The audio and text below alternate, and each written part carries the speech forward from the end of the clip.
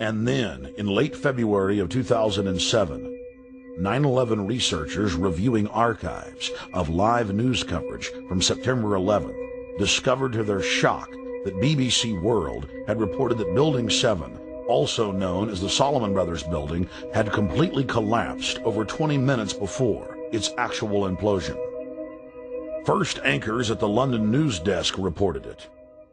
Now, more on the latest building collapse in New York. You might have heard a few moments ago I was talking about the Salomon Brothers building collapsing. And indeed it has. Apparently that's only a few hundred yards away from where the... They then cut to BBC reporter Jane Stanley in New York, who also reported that the Salomon Brothers building had fallen, all the while with the building clearly visible behind her through the window. Our correspondent, Jane Stanley. Jane, what more can you tell us about the Salomon Brothers building and its collapse?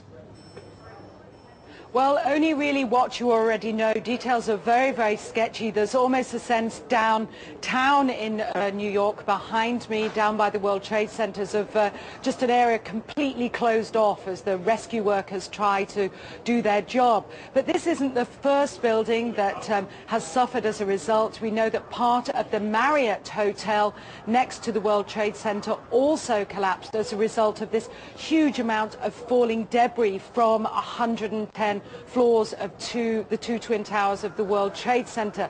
As you can see behind me, the Trade Center appears to be still burning. We see these huge clouds of smoke and ash, and we know that behind that there's an empty piece of what was a very familiar New York skyline.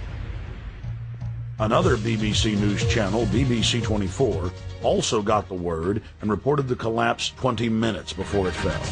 Enormous building in New York has collapsed. It is the 47-story Salomon Brothers building, which was situated very close to the World Trade Center, right there in this financial capital. It then emerged that Aaron Brown of CNN reported from a rooftop overlooking Ground Zero that Building 7 had collapsed over an hour before it actually fell.